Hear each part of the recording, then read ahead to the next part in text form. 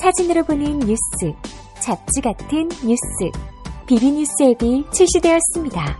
그날그날의 토픽, 스포츠, 연예인, 예능, 패션, 자동차, 요리, 음악에 관한 소식을 사진과 영상으로 즐기실 수 있습니다. 비주얼한 뉴스, 비비뉴스 앱을 지금 앱스토어와 구글 플레이에서 검색해보세요. 비비뉴스.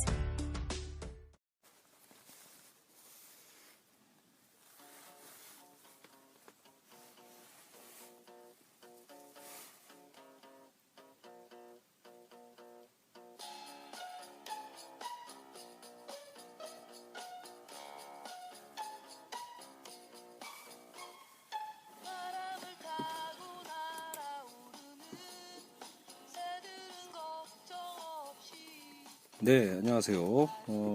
오늘 이 시간은 데우스 엑스 마키나 진도를 나가지 않고 오늘은 또 특집편, 또 하나의 특집편. 어쨌든 근대 철학의 가장 중요한 인물이죠. 그래서 데카르트의 철학을 가장 잘 보여주는 책입니다. 데카르트의 성찰, 그 성찰에 대한 해설을 오늘 이 시간에 해보도록 하겠습니다.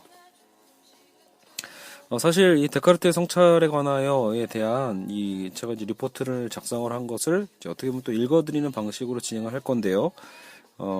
사실 이제 이 자료는 제가 이제 최근 뭐 사실 수정하고 이런 건 아니고요. 제가 이제 그 대학교 학부 생활할 때 서양 근대 철학사라는 시간을 수강했었고요. 그때 그리고 그때 그 교수님이 굉장히 인상적인 분이었는데 뭐 이름은 기억이 안 나고요. 여하튼 그 서양 근대 철학사 공부를 하면서 이 데카르트 성찰에 대한 편을 당시 그 제본 방식으로 해서 그 이제 다 구매를 해서 공부를 했었거든요. 그때 이제 그래도 데카르트가 실제로 이제 여러분 독해하기에는 굉장히 좋은 철학자입니다. 그러니까 당시에는 그때 교수님 말씀이 왜 그런가 잘 이해가 안 갔었는데, 사실 이제 나중에 책을 좀 읽다 보니까 데카르트의 책이 사실 다른 철학자들에 비하면 생각보다 훨씬 더 명료하게 써 있다고 볼 수 있죠. 그래서 그때 제가 아마 데카르트의 성찰을 읽으면서 그래도 수시간에 걸쳐서 이 리포트를 작성했던 것 같아요. 나름대로. 그러면 데카르트 성찰, 특히 이제 제1성찰과 제2성찰 이 부분에 대한 중요한 파트를 제가 이제 나름대로 이제 해설서를 만들었거든요. 그때 만들었던, 벌써 이제 10년이 넘었죠. 그러니까요. 이걸 만든 지. 근데 이제 늘 이제 블로그에만 올려놨었는데, 이번에 이제 저희 어쨌든 팟캐스트에도 한 번 정도 이거는 방송할 필요가 있겠다 싶어서 이렇게 방송을 갑작스레 시작합니다. 왜냐하면 제가 보통은 여러분, 제가 지금 팟캐스트를 남기는 방식은 대부분이 오히려 이제 요약식이잖아요. 굉장히 이제 압축적이고, 그래서 어떻게 보면 추상적이어서 되려 이제 부작용이 있을 수 있죠. 전체적 흐름을 중심으로 제가 이제 팟캐스트를 진행하고 있는데, 이제 가끔씩은 이렇게 되게 중요한 텍스트들이 있잖아요. 그래서 그런 부분에 대한 것들은 한번 저와 함께 읽어보는 시간을 갖는 것도 괜찮을 것 같습니다. 물론 모든 제 수업의 가장 큰 단점은 전혀 전문성이 없다라는 거. 그죠? 여러분, 저는 말 그대로 그냥 사회복지학과를 졸업한 그죠? 학부생, 학부 졸업생에 불과합니다. 그래서 여러분 한번 이번 시간 함께 한번 시작해 보도록 하겠습니다. 데카르트의 성찰에 관하여, 그래서 자료는 제 블로그에 올라와 있으니까 여러분 같이 또 참고하시면서 읽으시면 더 도움이 될 것 같고요. 또 출퇴근 시간에 듣는 분들을 위해서 어쨌든 또박또박 천천히 읽도록 하겠습니다. 자, 서론, 철학적 사유를 갖고자.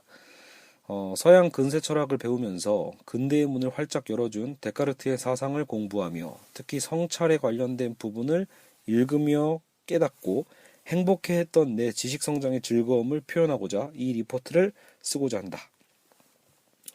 낯간지럽지만 당시 이런 마음이었나 봐요. 되게 기뻤었나 보죠. 그래서 어쨌든 한편으로 내 귓가에 음악처럼 들리던 교수님의 강의가 음악적 그림자와 여운만을 남기고 내 입으로 표현되어지고 글로 쓰기까지는 거세당하고만은 나의 철학적 사유의 한계를 인정하며 스스로 정리하여 데카르트의 철학적 사유를 내 것으로 공유하고자 합니다.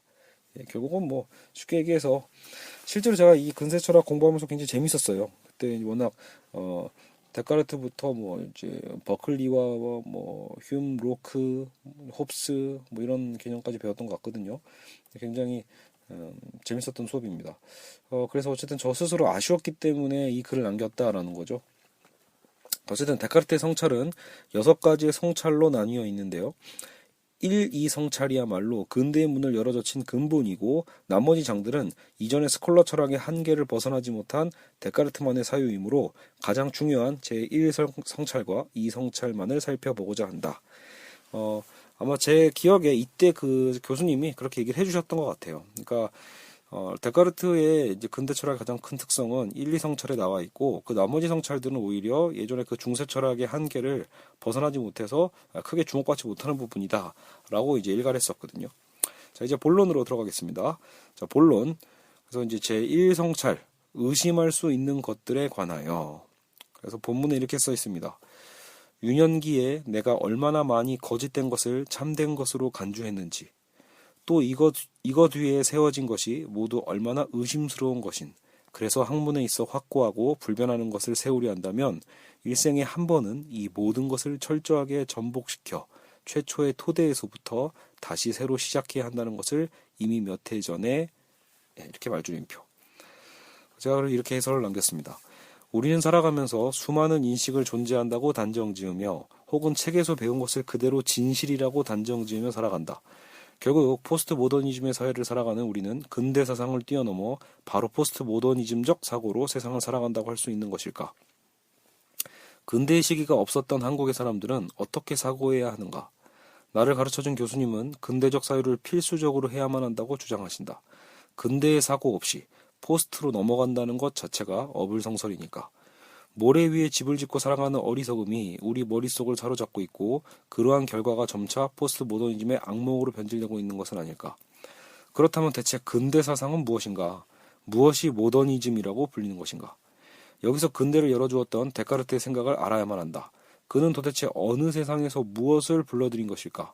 그 답이 바로 이 본문에 있다.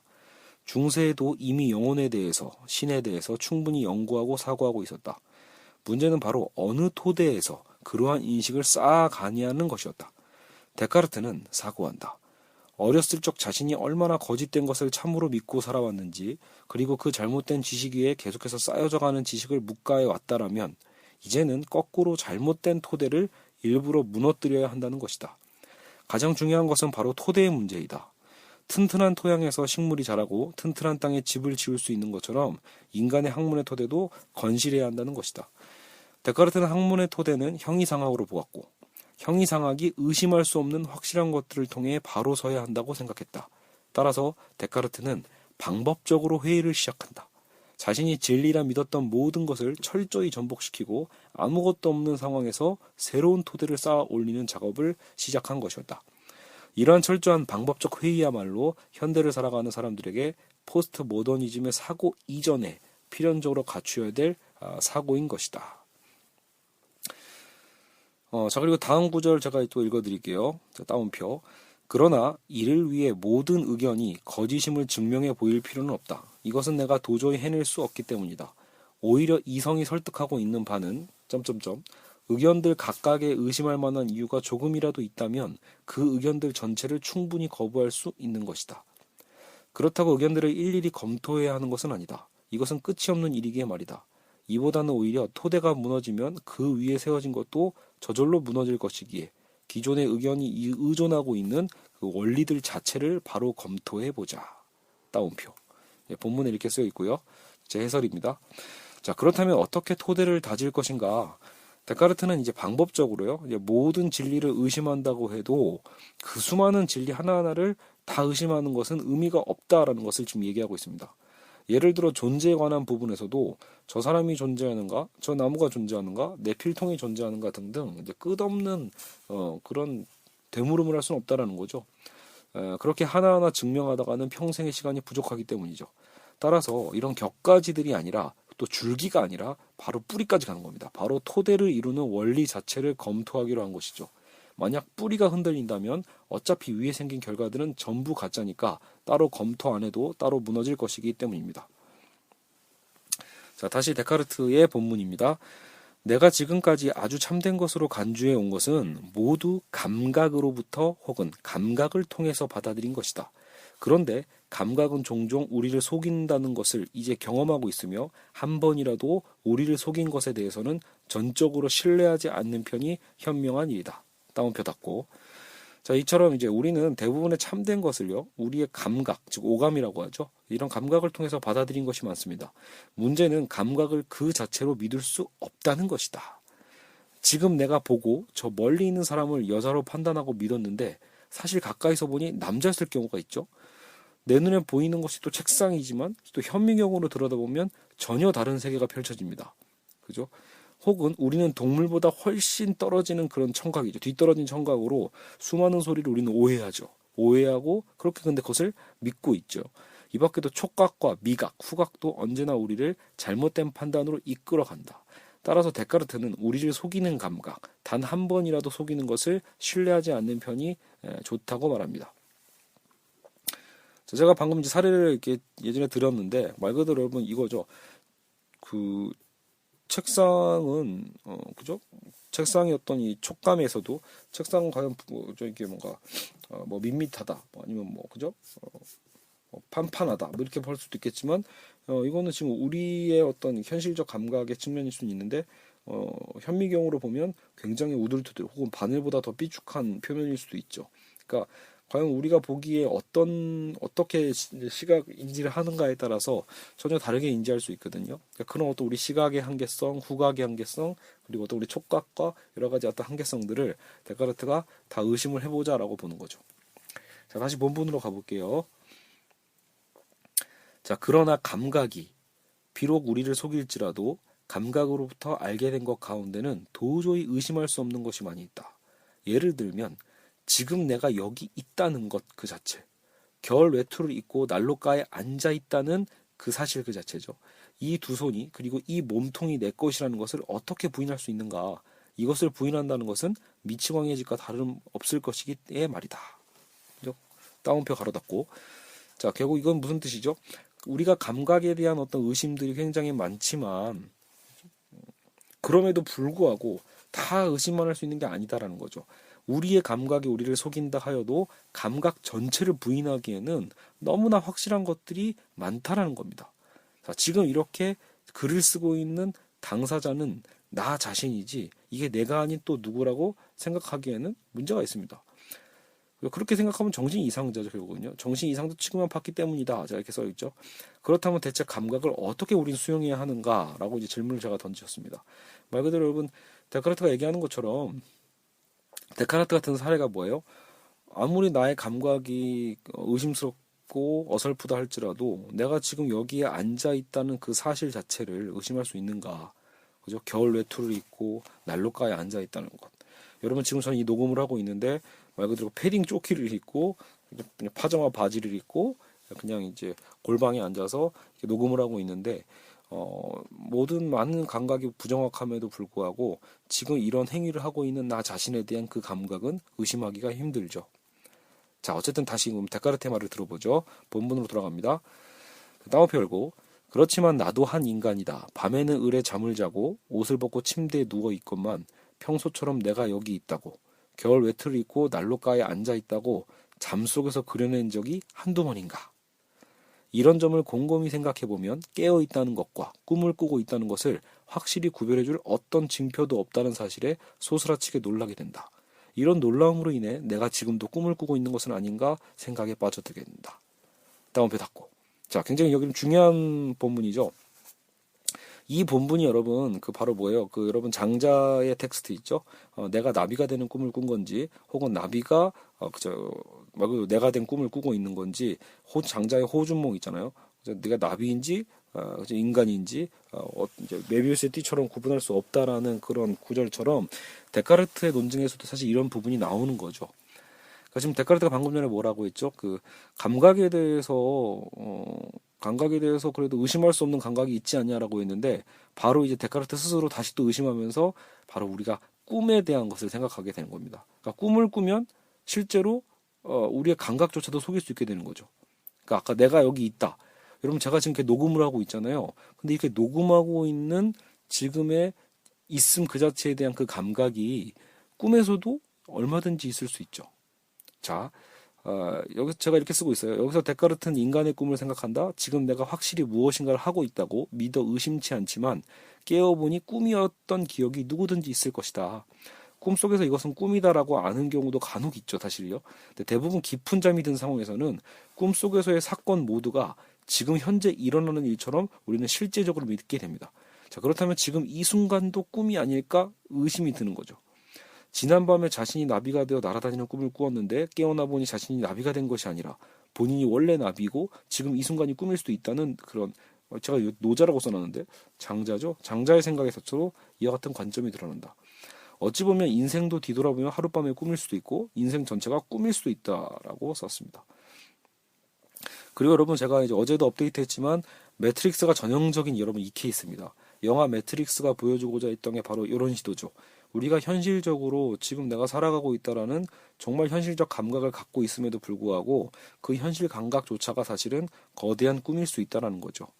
심지어는 기계가 우리에게 부여한 매트릭스의 가상 공간일 수도 있다라는 거죠. 그게 영화 매트릭스의 가장 이제 재밌는 어떤 부분이잖아요. 그러니까 사실 이게 어떻게 보면 이런 뭐예요? 데카르트가 이미 고민했던 부분이다 이거죠. 우리의 감각은 꿈을 통해서 또 얼마든지 속을 수 있다라는 거예요.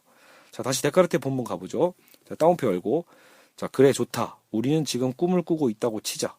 그래서 눈을 뜨고 있다는 것, 머리를 움직여 본다는 것, 두 손을 뻗어 본다는 것과 같은 개별적인 것은 사실이 아니라고 하자. 아니 어쩌면 그런 손이나 몸통조차도 지니고 있지 않다고자 하자. 그렇더라도 잠들어 있을 때 보이는 곳은 일종의 상과 같은 것이고, 일종의 그 상이 맺힌다는 거죠. 보이는 것은 일종의 상과 같은 것이고 이것은 참된 것의 견본대로만 그려질 수 있는 것이다. 그래서 눈, 머리, 손, 밑, 몸통 등과 같은 일반적인 것만은 적어도 단순히 공상적인 게 아니라 참으로 현존하는 것임을 인정해야 한다. 좀 더 단순하고 보편적인 것은 실제로 존재한다는 것을 인정해야 할 것이다. 우리 사유 속에 있는 사물의 상들은 모두 단순하고 보편적인 것이 뒤섞여 만들어진 것이다. 다운표 닫고. 자, 이제 지금 데카르트가 지금 무슨 얘기를 하고 싶은 거냐면, 자, 우리가 이제 데카르트가 방법적 회의를 통해서 계속 의심할 수 있는 걸 계속 의심하고 있어요. 그래서 일단 아까 그 감각적 사실에 대한 부분까지 내가 그래도 이렇게 있는 거 자체에 대한 감각은 사실이 아닐까라고 했는데 거기에 그거 자체도 꿈일 수 있다라고 그랬지. 방금 또 본인 스스로 또 재반박을 했죠. 다 꿈이야. 다 허상일 수도 있어라는 거죠. 근데 다시 한번 또 의심을 하는 겁니다. 아니 아무리 그래도 하더라도 그죠? 우리의 감각이 믿을 수 없고 설령 실제적인 감각 또한 꿈이라고 생각해 보자. 근데 여기서 데카르트는 우리의 상황이 다 거짓일 수 있겠지만 그 꿈속에서라도 보여지는 그 것들이 있죠. 눈이라는 것 자체, 머리, 손이라는 것 자체는 분명히 참된 어떤 것이 있기에 보여지는 것이지 않냐는 거죠. 그러니까 그렇게 꿈에서라도 현존한다라는 거죠. 이건 여러분 마치 그 플라톤의 이데아론을 생각하시면 됩니다. 이 세상 모든 것이 가짜고 진짜는 이데아의 세상뿐이어도 이데아의 그 본질의 모습을 그대로 본떠서 모방해서 만들어진 게 이 세상이 아니던가. 곧 보여지는 일반적인 것들, 화가가 그리는 것들이 공상이어도 그것을 표현하는 색 그 자체는 본질적이고 존재한다는 것입니다. 이런 보편적인 것들이 변형되고 조합되어서 우리 사유 속에 등장하는 이런 수많은 형태, 구체화되는 거죠. 상황을 만들어내는 것이죠. 그렇다면 여기서 진짜 존재한다는 확신을 하나 갖게 될 수도 있다라는 거죠. 자, 다시 한번 제가 이제 쓴 것까지 읽었는데 말 그대로 그런 부분이라는 거죠. 데카르트가 보기엔 아무리 우리가 구체적으로 뭐 이게 심지어 노란색인가 빨간색인가 구분이 잘 안 갈 수도 있고 우리 헷갈릴 수도 있고 이 냄새인가 저 냄새인가 헷갈릴 수도 있고 이 손이 내 손인가 헷갈릴 수도 있고 이게 꿈인가 아닌가 다 혼동스러울 수 있다 치더라도 꿈에서 보여지는 허상들이라고 하더라도 과연 그 보여지고 있는 것들의 그 구체적인 거 말고요. 그것을 다 일반화했을 때 그 형태 있잖아요. 머리라는 것, 손이라는 것, 색이라는 그 자체나 우리 나라는 형체 그 자체도 결국은 어떤 본질이 먼저 있었기 때문에 그 본질을 본떠서 만든 모방체, 현상이 아니겠냐라는 거죠. 그래서 그 현상을 통해서 최소한 우리가 구체적인 것에 대한 어떤 실정까지 모르더라도 형태와 상황에 대한 부분들에 대한 실제라는 것은 충분히 유추할 수 있지 않겠냐라는 겁니다. 자, 이제 데카르트의 다시 본문 다시 들어가 보죠. 보면 자, 따옴표 열고 자, 이제 다음과 같은 것이 정당하게 규결된다. 즉 자연학, 천문학, 의학 및 이 밖에 복합적인 것을 고찰하는 모든 학문은 의심스러운 것인 반면에 대수학, 기하학 및 극히 단순하고 일반적인 것을 다루는 학문들은 의심할 수 없는 확실성을 담지하고 있다는 것이다. 따옴표 닫고 자, 위와 같이 어떤 보편적이고 기본적인 것의 존재가 확실하다면 학문에 있어서도 자연이나 천문, 의학 등 복합적 학문들은 즉 구체화된 학문들이죠. 복합적이고 어떤 구체적인 보편적인 것들의 변형이나 조합으로 이루어진 것이 많기 때문에 의심할 수 있다는 거죠. 의심할 필요가 있는데 수학 분야 있죠, 여러분. 대표적 수학은 연역법이고 기호잖아요. 그러니까 대수학이라는 표현이 바로 그런 거죠. 기호로 표현하는 거. 자연을 곧 기호로 단순화시키는 게 이제 어떻게 보면 대수학이니까요. 수학의 분야에 있어서 내가 잠들어도 아까 좀 꿈처럼 내가 설령 꿈속에 있다 하더라도 2 더하기 3은 5라는 것은 결코 변함없는 진리이므로 의심할 수 없는 확실성이 있다고 생각할 수 있다. 자, 그래서 데카르트는 지금 구분을 하고 있는 겁니다. 학문에서 뭔가 좀 응용적이고 경험이 들어가고 구체적인 어떤 학문들, 자연문, 자연학, 천문학, 의학 같은 것은 충분히 의심스러운 학문이지만 대수학, 기하학처럼 이제 수학을 특히 상징을 한 거죠. 그래서 여러분 데카르트가 수학자인 거죠. 수학은 사실은 의심할 수 없는 정말 진리다라는 거죠. 꿈속에서도 의심할 수 없는 게 바로 이 수학적 진리가 아니겠냐라는 거죠. 자, 이제 그럼 계속 데카르트의 다시 본문 보죠. 따옴표 열고 자, 그러나 내 정신 속에는 오래된 한 가지 의견이 있다. 즉 모든 것을 할 수 있고 또 지금의 내 모습대로 나를 창조했을 신이 존재한다는 의견이다. 그렇다면 땅, 하늘, 연장적인 사물, 형태, 크기, 장소는 존재하는 것이 아니라 이것들을 지금 보는 그대로 있는 것처럼 생각하도록 저 신이 만들지 않았다고 어떻게 장담할 수 있는가? 우리가 지금 보고 있는 것처럼요. 자, 그러나 신은 아주 선하기 때문에 본질적으로 선하다는 거죠. 신은 아주 선하기 때문에 내가 속는 것을 원하지 않았을 것이다. 하지만 내가 항상 잘못을 저지르도록 신이 나를 창조했다는 것이 그의 신성과 어긋나는 것이라면 내가 가끔 잘못을 저지르는 것을 신이 허용하고 있다는 것 또한 어느 정도는 신성과 어긋나는 것처럼 보인다. 그래서 마침내 이전에 참된 것으로 간주한 모든 것에 대해 의심할 수 있다는 것을 인정해야 했고 따옴표 닫고요. 자, 이제 제 해설을 읽어보죠. 이제 데카르트는 다시 방법적 회의를 통해서 문제를 원점으로 되돌립니다. 물론 사상이 퇴보하는 것은 결코 아닙니다. 그의 사상이요. 이전까지 우리의 감각이 믿기 힘들겠지만 그것을 형성케 하는 보편자 자체는 존재한다는 것을 알아냈지만 아까 2 더하기 3은 5처럼요. 만약 신이 있다면 그것도 전능한 신이 있다면 내가 실지한다고 확신한 보편적인 것들조차 내가 그렇게 존재한다고 생각하게끔 신이 우리를 속이고 있을 수도 있다는 거죠. 신은 전능하니까 여러분 이제 그러니까 데카르트는 지금 어디까지 나간 거죠? 수학적 사유도 완벽하지만 완벽한 그 수학적 사유조차도 또 의심해 보자라는 겁니다. 근데 그 의심을 하는 단계는 또 어느 선까지 가는 거죠? 지금 신의 반열까지 가는 거죠. 전능한 신이 있다면 전능한 신이 얼마든지 우리를 속일 수 있지 않을까라는 것에 대한 가능성까지 지금 검토하는 겁니다. 근데 또 이제 이런 반박이 있다는 거죠. 근데 물론 신이 본질적으로 선하다는 거죠. 신이 선하기 때문에 내가 속는 것을 원하지 않을 거다라는 거죠. 그러니까 신의 속성이죠. 그렇다면 내가 가끔은 잘못을 저지르는 것은 어떻게 해석할 수 있을까라는 거죠. 그러니까 신은 선하기 때문에 신이 우리를 능동적으로 우리를 속일 리가 없다라고 지금 데카르트는 유추하는 겁니다. 일종의 그러니까 논리적으로 도출해내는 거죠. 전능한 신이 그리고 선한 신이 우리에게 이렇게 엿을 먹이려고 감각을 속이게끔 만들지는 않을 거다라는 거예요. 근데 이제 또 데카르트는 또 물어요. 자, 여러분 계속 꼬리와 꼬리를 물어서 지금 의심하고 있는 게 데카르트의 방법적 회의라는 거죠. 집요할 정도로 꼬리를 물습니다. 그래서 근데 문제는 자, 그럼 신이 우리를 안 속인다 쳐. 하지만 우리는 현실에서 자꾸 잘못을 하잖아요. 가끔씩 우리가 오류를 저지르죠. 그런 건 어떻게 볼 수 있을까라고 할 때 항상 잘못을 저지르는 피조물이라면 그것은 신의 창조적인 신성에 어긋나는 거고 그렇다면 가끔 잘못을 저지르는 건 신이 허용하는 것도 역시 신성에 어긋나는 측면이 있다라는 거예요. 자, 그래서 다시 보편자 자체도 의심을 할 필요가 있다.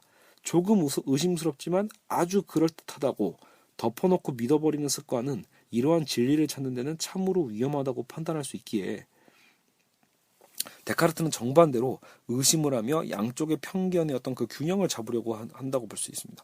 그리고 이러한 결론을 내린다. 자, 이제 1장 제1성찰의 마지막 부분이거든요. 자, 따옴표 열고 자, 그래서 나는 이제 진리의 원천인 전능한 신이 아니라 유능하고 교활한 악령이 온이 힘을 다해 나를 속이려 하고 있다고 가정하겠다.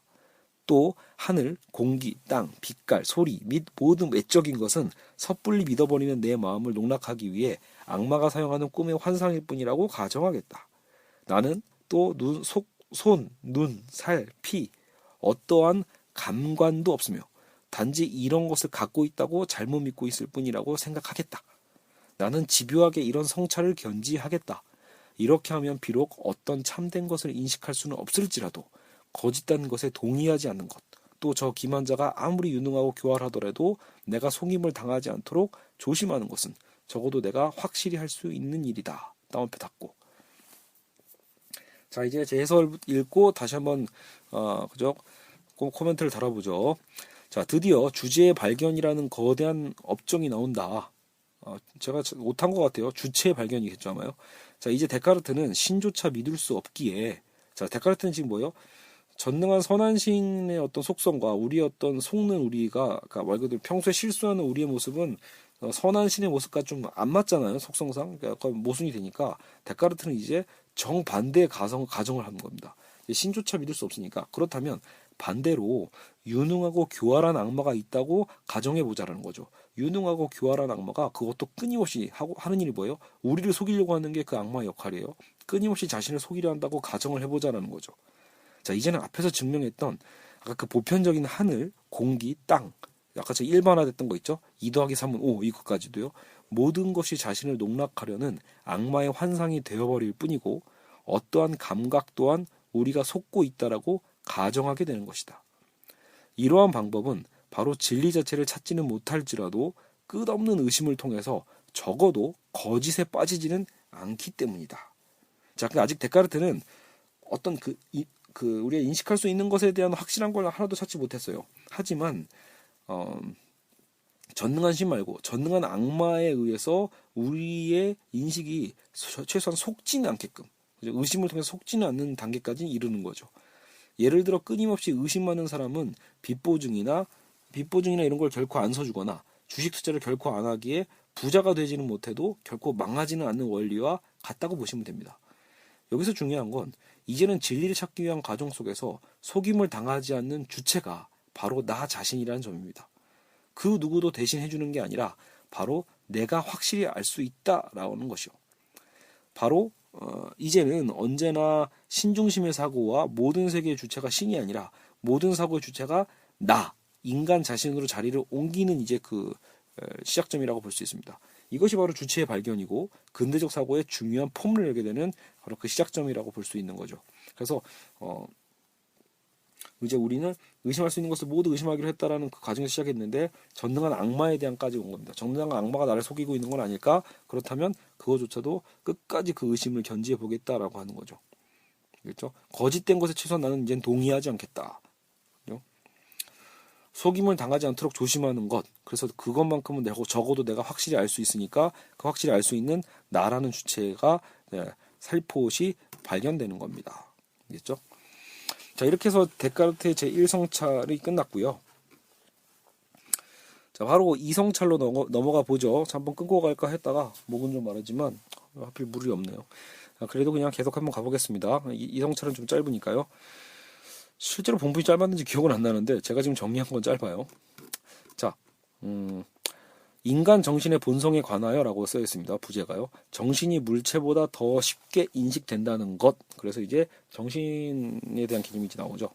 자, 따옴표 열고 시작하겠습니다. 아르키메데스가 지구를 그 자리에서 움직이기 위해 확고부동한 일점밖에 찾지 않았듯이 나 역시 확실하고 흔들리지 않는 최소한의 것만이라도 발견하게 된다면 큰일을 도모할 수 있다고 희망할 수 있지 않을까. 그러므로 내가 보는 것은 모두 거짓이라고 가정하자. 기억, 감각, 물체, 형태, 연장, 운동 및 장소도 환영, 즉 가짜죠. 환상 위에 다름 아니다. 자, 그렇다면 참된 것은 도대체 무엇인가? 아마도 확실한 것은 아무것도 없다는 이 한 가지 사실뿐이다. 따옴표 닫고. 자, 데카르트는 아르키메데스의 점처럼 확고부동한 참된 것을 찾고자 하고 있습니다. 그러나 우리가 감각하는 건 모두 거짓이라고 이제 가정했고요. 지금 단계를 통해서 기억도 보편적인 것들도 모두 우리를 속이려는 악마에 의해 보여지는 환영으로 가정하고 있습니다. 자, 그럼 도대체 참된 것은 어디서 발견할 수 있을까요? 자, 계속 가겠습니다. 따옴표 열고. 조금도 의심할 수 없는 것은 하나도 존재하지 않는다는 사실을 나는 도대체 어떻게 알고 있는 것일까? 자, 지금까지 고민했던 그것들이죠. 조금도 의심할 수 없는 것은 하나도 존재하지 않는다는 사실을 나는 도대체 어떻게 알고 있는 것일까? 나는 이미 내가 어떤 감관이나 신체를 갖고 있음을 부정했다. 나는 혹시 신체와 감관의 사슬에 묶여 이것 없이 존재할 수 없다는 것일까? 그렇지만 세계에는 하늘, 땅, 정신, 물체가 없다고 나 자신을 설득하지 않았던가? 그렇지는 않다. 내가 만일 나에게 어떤 것을 설득했다면 확실히 나는 있었을 것이다. 그러나 누군지는 모르지만 아주 유능하고 교활한 기만자가 집요하게 나를 항상 속이고 있다고 치자. 자, 이제 그가 나를 속인다면 내가 있다는 것은 의심할 수 없다. 그가 온 힘을 다해 나를 속인다고 치자. 그러나 나는 내가 어떤 것이라고 생각하는 동안 그는 결코 내가 아무것도 아니게끔은 할 수 없을 것이다. 이렇게 이 모든 것을 세심히 고찰해 본 결과 나는 있다. 나는 현존한다. 그죠? 는 명제는 내가 이것을 발언할 때마다 혹은 마음속에 품을 때마다 필연적으로 참이라는 결론에 이르게 된다. 자, 상당히 중요한 구절이니까 다시 한번 읽어드릴게요. 이렇게 이 모든 것을 세심히 고찰해 본 결과 나는 있다. 고로 나는 현존한다. 는 명제는 내가 이것을 방금 이 다운표죠. 이것을 발언할 때마다 혹은 마음속에 품을 때마다 필연적으로 참이라는 결론에 이르게 된다. 다운표 닫고. 자, 굉장히 이제 데카르트의 중요한 부분이 나왔죠. 나는 생각한다, 고로 존재한다가 도출이 됐는데요. 결국 이제 이렇게 해석될 수 있어요. 자, 우리는 아직 아무것도 확실하다는 것을, 참된 것을 발견하지 못했다라고 지금 데카르트가 얘기를 했죠. 여기서 어떠한 사유를 거쳐가는가? 데카르트는 세계에는 하늘, 땅, 정신, 물체가 없다고 자신 스스로 설득하는 과정을 떠올립니다. 그리고 이 과정에서 자신도 없다는 것을 설득한 것은 아닌지 반문하면서 오히려 그렇지 않다는 것을 다시 증명을 하죠. 자, 바로 무엇을 누군가에게 설득했다면 이 순간 설득하고 있는 당사자 자체는 존재한다는 것을 증명한 것입니다. 바로 누군가에게 설득을 했다면 이 순간 설득하고 있는 당사자 자체, 우리가 누군가를 설득하는 순간 그 내용이 여러분 진위 여부와 상관없이 설득하는 우리 자신은 확실히 있는 거죠. 하지만 이 또한 악마가 집요하게 우리 자신을 속이는 게 아닐까 의심할 수도 물론 있습니다. 그러나 자, 여러분 이제 여기까지 가는 거예요. 악마가 그러면 그렇게 설득하고 있는 나 자신조차도 존재하고 있다라는 그것도 속이고 있는 거 아닐까. 그러나 악마가 그가 나를 속인다는 것은 어쨌든 뭐가 있는 거죠? 나라는 존재가 있기 때문에 속이는 것이 가능한 거죠. 그게 가능하기 때문에 내 스스로 어떤 것이라고 생각하는 동안에 그는 내가 결코 어떤 것도 아니게끔 속일 수는 없다는 거죠. 나의 어떤 인식에 대한 어떤 그 아까처럼 구체적이든 일반적이든 그 의심하고 있는 나의 그 내용에 대한 것들은 악마가 다 속일 수 있지만 의심하고 있는 동안에도 의심하고 있는 의심하고 있는 그 존재 자체에 대한 나 자체를 속일 수는 없다는 거죠. 나의 그 존재 자체를 속일 수는 없죠. 이러한 생각을 하면 할수록 그래서 필연적으로 참이라는 결론이 나기에 나는 존재한다라는 참이 명제를 구할 수 있게 된 것입니다. 그러니까 결국 뭐예요? 나는 생각한다, 고로 존재한다라는 건 계속해서 지금 의심하고 있는 나죠. 그러니까 데카르트가 계속해서 의심하잖아요. 의심하고 있는 동안에도 또 나를 그렇게 속이려고 하는 악마가 있다라고 하는 것도 받아들였다고 할지라도 악마가 아무리 나의 그런 인식을 속이려고 해도 적어도 최소한 악마가 속이고 있는, 속임을 당하고 있는 바로 그 나라는 존재 자체는 존재한다라는 거죠. 대부분 데카르트의 사상에서 나는 생각한다, 고로 존재한다고 해서 내가 생각한다는 명제에서 존재한다는 것을 찾아냈다고 자연스럽게 생각하지만 좀 다르게 본다라면 위에서 본 것처럼요. 데카르트는 자신이 존재한다는 것을 먼저 증명한 셈입니다. 그러니까 자신이 먼저 악마에 의해서 속임 당하고 있는 그 나 자신, 그것을 존재하는 것을 증명해내고 나는 생각한다는 뒤에서 이제 증명되는 문제인 셈이죠. 자, 그럼 다운표 열고 계속 가보죠.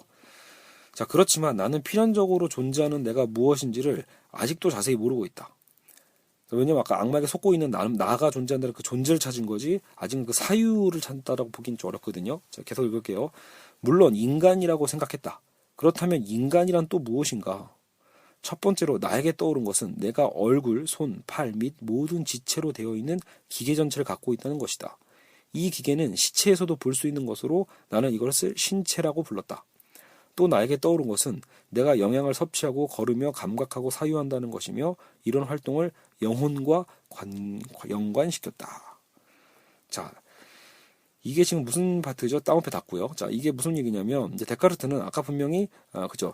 악마에게 의해서 속임 당하고 있는 나라는 존재 자체에 대한 것을 밝혀냈지만, 근데 그 나란 존재는 또 뭐냐라는 거죠, 대체. 근데 그 뭐냐라는 걸 의심할 때, 자, 나는 있다, 나는 존재한다를 발견했는데, 그렇다면 도대체 나란 존재는 무엇이란 말인가? 참된 것 하나를 알게 된 지금 나라는 존재를 알게 된다면 더 확고한 토대를 다지게 되기 때문이다. 그래서 나라는 존재의 발견을 통해서 점점 더 이제 아까 토대론이라고 했잖아요. 이 토대를 통해서 점점 더 이 토대를 더 강하게 더 확장해서 다지기 시작하는 거죠.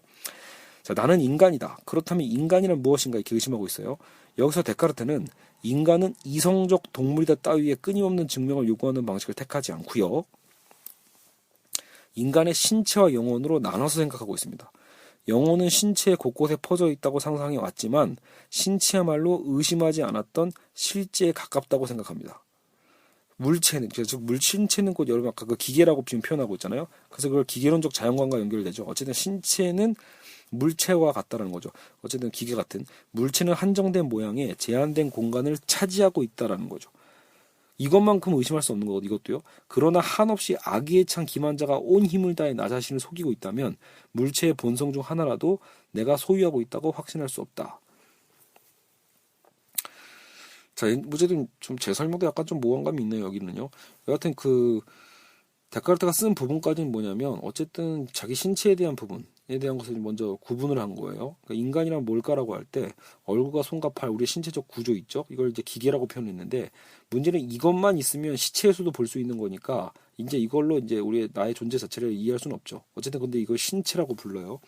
근데 나에게 떠오른 건 영양을 섭취하고 걷고 감각하고 사유하는 것. 이건 곧 영혼과 연관을 시킨 거죠. 그래서 영혼과 신체라는 이제 데카르트의 이분법이 여기서 이제 나오는 겁니다. 일단 계속 읽어보죠. 이 성찰 마지막 부분인데, 자, 다운표 열고 마지막 파트군요. 그러나 내가 내 영혼에 귀속시켰던 것 가운데 나에게 속하는 건 없을까? 감각, 나중에 감각하지 않았음을 깨달은 적이 있었다. 사유한다는 건 어떤가? 여기서 나는 발견한다. 그러니까 아까 감각은 의심할 수 있었다고 했잖아요. 근데 여기서 이제 사유하는 건 어떤가? 여기서 나는 발견한다. 사유가 바로 그것이다. 이것만이 나와 분리될 수 없다. 나는 있다. 나는 현존한다. 이건 확실하다. 그러나 얼마 동안? 내가 사유하는 동안에만 확실하다. 왜냐하면 내가 사유하기를 멈추자마자 존재하는 것도 멈출 수 있기 때문이다. 나는 어떤 것일까? 나는 말했다. 사유하는 것이라고. 다운표 닫고. 자, 여러분 이제 나는 생각한다, 고로 존재한다가 여기서 이제 완성이 되는 겁니다. 자, 이제는 신체는 믿을 수 없는 것임을 다시금 우리는 알게 되었습니다. 그러니까 신체라는 것, 일종의 연장이라고 표현하거든요. 어떤 공간을 차지하고 있는 것 자체는 사실은 실체적으로 존재하지만 아까처럼 이제 우리가 인식적으로 의심을 당하고 있는 상황이잖아요. 아까 악마에 의해서 속임을 당하고 있다고 했을 때 신체마저도 부정확해질 때 그렇다면 영혼의 부분은 어떠한가라고 이제 데카르트가 이제 검토해 보는 거죠. 우선 영양이네요. 저 오타가 맞네요. 영양을 섭취하거나 걷는다는 것은 지금 아무런 신체를 갖고 있지 않으므로 자연히 성립할 수 없는 현실이 된다. 감각은 어떠한가?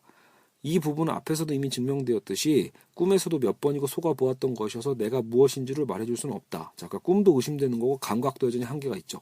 근데 마지막으로 데카르트가 찾은 게 이 사유입니다. 사유. 사유야말로 존재하는 자신과 떼어낼 수 없는 거다라는 거죠. 데카르트의 표현처럼 분리 불가능입니다. 앞에서 증명했던 나는 존재한다라는 명제가요. 이 존재한다가 언제만 사유라는 전제 하에서만 가능한 거다는 걸 찾게 된 거죠. 내가 사유하는 동안에는 내가 존재한다는 것이 확실하게 증명되는 것이다. 내가 사유를 멈춰버리면 참이 아닌 것은 모두 인정하지 않으므로 존재함도 멈춰버린다고 볼 수 있죠. 사유가 멈추면 존재도 멈춘다. 이제 여기서 진리의 확고한 토대, 나는 생각한다, 고로 존재한다. 코기토 에르고즘이 나오는 거죠. 그래서 자리를 잡습니다. 실체 그 자체인 거죠. 자, 여러분, 그러니까 이런 거죠. 우리가 보통은 나는 생각한다, 고로 존재할 때 아까 그 마치 인과적으로 생각한다 먼저 그리고 존재한다가 따라 나오는 것처럼 우리는 보통 쉽게 생각하는데 데카르트의 성찰을 통해서 우리가 알게 된 건 우리의 존재 일단 나는 존재한다라는 측면을 먼저 찾은 거고요. 근데 내가 존재한다라면 나는 왜 어떻게 어디서 존재하는 걸까라고 볼 때 신체적인 측면보다 먼저 우리 어떤 그 영혼에서 특히 이 사유하는 측면에서 내가 존재한다는 것을 알게 됐다라는 겁니다. 그래서 나는 생각한다 적어도 뭐 하는 동안요? 생각하는 동안. 그죠? 그러니까 나는 생각한다 고로 존재한다가 뭐지? 그러니까 내가 언제 존재한다? 적어도 생각하는 동안에 존재한다. 바로 이런 명제인 겁니다. 자, 그래서 이제 이런 토대론을 찾아냈다라고 볼 수 있습니다. 그래서 이제 이 성찰의 이 뒷부분이 더 있는데요. 나는 생각한다에 관한 좀 더 세밀한 증명을 해 나가고 굳건히 만드는 작업을 하고 있는데 제가 이 부분은 이제 과감하게 생략을 한 거죠. 왜요? 우린 여기까지만 알아도 됩니다. 이걸 통해서 우리가 이제 근대 철학의 어떤 토대를 찾아내고 이걸 바탕으로 이제 사유의 우월성, 정신과 신체 중에 정신의 어떤 우월성, 또 인간과 자연과 자연 중에 인간의 어떤 우월성을 찾게 되는 그 포인트를 여기서 알게 되는 거죠. 자, 데카르트는 여기까지 해서 그래서 말 그대로 확고한 실체, 바로 정신과 나 자신의 존재를 찾아냅니다. 곧 실체는 나고요, 나는 곧 사유다. 이런 관점이죠. 하지만 데카르트의 철학의 한계도 여기서 나옵니다. 나 자신이 존재하고 생각한다는 건 증명할 수 있지만 여기서 어떻게 세계의 어떤 그 체계까지 그 증명을 뻗어나갈 수 있겠습니까? 그죠? 어쨌든 토대를 통해서 나 자신의 존재, 생각까지는 확정을 했는데 어쨌든 우리의 인식론이잖아요. 우리가 인식하는 게 어떻게 진짜인가에 대한 것을 확정하려면 어떤 세계를 우리가 인식하는 것까지 나아가야 되는데 그런 연결 매개체가 쉽지가 않는 거죠. 찾은 게요. 찾기가 쉽지가 않다. 따라서 데카르트는 고심 끝에 전능한 신의 존재를 다시 불러옵니다. 신의 존재를 증명할 필요가 생기는 거죠. 왜냐하면 전지전능한 신의 존재가 확실하기만 하다면 그 신이 사유하는 나를 통해서 세계를 인식하는 것을 참으로 만들 수 있기 때문이다라는 거죠. 우리가 인식하는 우리가 사유하는 나라는 존재의 확실성은 우리 스스로 지금 깨달았잖아요. 여러분 지금 우리는 신의 도움 안 받았어요. 그러니까 사유하는 나를 찾은 것까지는 신의 도움을 받지 않았기 때문에 여러분 여기까지가 여러분 근대 철학의 굉장히 중요한 파트가 되는 겁니다. 그동안은 늘 우리가 신의 도움을 받아왔잖아요. 그러니까 신의 도움을 통해서 철학을 했고 신의 도움을 통해서 우리가 살아왔던 인간이 이제 데카르트의 철학적 체계를 통해서 신의 도움을 받지 않고 적어도 나는 생각하는 동안에 존재한다라는 그 두 토대론을 찾게 된 거죠. 근데 여기서 데카르트의 한계가 앞으로 또 드러난 게 나의 사유까지는 알겠는데 실체인 나, 주체인 나까지는 알겠는데 세계에 대한 인식까지 넘어가려면 결국은 세계와 연관시킬 수 있는 확실성이 필요한데 그 확실성에 대한 담보를 또 전능한 신을 필요로 하면서 등장시켰다라는 겁니다. 자, 결국 이것은 당연히 비판을 받게 되는 부분이 되겠죠. 그리고 이제 데카르트는 나중에 그래서 이제 뭐 성과선이라는 개념도 찾게 되고요. 여하튼 이제 데카르트의 한계에는 뭐 그렇다 치더라도 일단은 오늘 그나마 좀 구체적으로 데카르트의 성찰에 대한 부분을 찾아봤는데요. 제가 이제 결론이라고 해서 요약을 잠깐 한 게 있네요. 다시 간단히 종합해 본다면 데카르트는 확실하다고 믿어왔던 진리들을 다시 전부 무너뜨리고 처음부터 토대를 쌓아가려고 했다. 먼저 자신에게 가까운 것, 감각부터 의심을 시작하지만 실제적으로 느끼는 감각에 대한 부분에 대한 반론이 생겼죠. 그러니까 실제로 내가 느끼고 있는 나. 다시 이것은 꿈이라는 것을 통해서 또다시 거짓이라는 걸 보여줬고요. 다시 또 꿈에서조차도 속일 수 없는 보편적인 어떤 형태, 존재가 있지 않냐라고 해서 다시 또 반박을 하고 또 이에 또한 반박으로 신존재에 대한 물음으로 자신이 속을 수 있음을 또 인정하게 돼서 다시 또 반박당하고요. 그런데 여기서 유능한 악마가 자신을 끊임없이 속이려 하기에 보편적인 것들도 감각도 모두 나 자신이 속고 있다는 거라는 것을 또 반박하게 됩니다. 그러니까 수학적 사유조차도 한계가 있다는 걸 이제 가정을 하는 거죠. 이처럼 토대를 쌓는 일은 다시 본론으로 계속 되돌아가는 겁니다. 적어도 거짓에 속지 않는 나의 주체 발견이 예견된다. 그래서 아까 이제 이런 의심과 의심 속에서도 최소한 뭐는 확실하다. 거짓에 속지 않는, 적어도 이런 거짓에 속지 않겠다라는 나라는 주체의 발견이 이제 나타나는 거죠. 아까처럼 악마가 속이려고 하는 나 자체, 그 존재가 먼저 드러나죠. 제2성찰에서 누군가에게 설득한다면 설득하는 대상은 존재하는 것이고요. 누군가 나를 속이려 하면 할수록 속이려 하는 대상인 나는 역시 존재하게 된다. 이렇게 해서 나는 존재한다가 도출이 되고 그렇다면 나는 무엇인가에 대해서 그렇다면 나는 무엇인가? 내가 존재하는 건 알겠는데 그럼 존재하는 나는 과연 무엇인가? 그래서 인간이고 인간은 신체와 영혼으로 되어 있다는 것 때문에 이제 신체와 영혼의 이분법 신체는 감각을 통해 꿈을 통해 자꾸 속는 게 자꾸 신체죠. 우리의 신체가. 그렇기 때문에 이거는 확실성이 없다라고 볼 수 있고 영혼 중에 이제 사유한다야말로 이제 나 자신과 떨어질 수 없는, 뗄래야 뗄 수 없는 특성인 것을 알게 되면서 확실성으로 도출하게 됩니다. 결국 내가 사유하는 동안에 존재할 수 있다는 데카르트의 가장 훌륭한 업적이 탄생하는 겁니다. 그러나 나와 사유, 실체가 같다는 점에서 더 이상 사유를 넓힐 수가 없어서 신존재를 다시 끌어들이게 되다 보니까 그 한계가 드러난다고 제가 아까 말씀드렸죠. 여하튼 이렇게 정리를 할 수 있네요. 그래서 이제 데카르트의 철학은 어찌 보면 그 분량이 있어서 화려하고 광대하지는 않지만 모든 체계를, 기존에 있었던 체계를 무너뜨리고 확고한 진리의 토대를 쌓으려 했던 방법적 회의의 이러한 방식을 통해 이제 찾아낸 코기토 에르고 줌, 나는 생각한다, 고로 존재한다는 결국 근대 사회를 열어주는 어마어마한 이제 폭탄이 되는 거죠. 세상의 중심에 바로 이제 신이 아니라 이제 인간, 나 자신을 갖다 드는 거죠. 나 자신이 세상의 중심이 된 거죠. 주인공이 됨으로써 전 세계의 역사가 변하게 되는 이제 거대한 결과가 초래되는 겁니다. 그런 철학적 사유죠. 그렇다면 포스트 모더니즘을 살아가는 우리는 어찌 데카르트의 방법적 회의를 따르지 않을 수 있겠는가? 나 자신에 대한 철저한 회의, 이 세상에 대한 철저한 회의야말로 진리를 더 굳건히 세워줄 수 있는 가장 매력적인 방법이기 때문이다. 이렇게 하면서 이제 마무리를 했습니다. 어떻게 보면 여러분 그 탈근대 현대 철학이라는 것도 어쨌든 또 다른 어떤 의심과 어떤 회의를 통해서 시작되는 것들이거든요. 결국 방법적 회의의 가장 또 원조는 데카르트인 만큼 데카르트의 이제 최소한 이 성찰을 통해서 나는 생각한다, 고로 존재한다의 이 개념을 우리가 이렇게 한 번이라도 뜯어보면서 이해해 볼 수 있는 시간이 필요했다고 생각합니다. 그래서 오늘은 여기까지 해서 이제 데카르트의 성찰 이 부분을 마치도록 하겠습니다. 45분 걸렸네요. 어쨌든 또 다음에도 가끔씩 이렇게 필요할 때 뭔가 이렇게 텍스트를 좀 읽어가면서 좀 구체적으로 살필 수 있는 그런 시간을 또 가져보도록 하겠습니다. 네, 여러분 고생하셨습니다.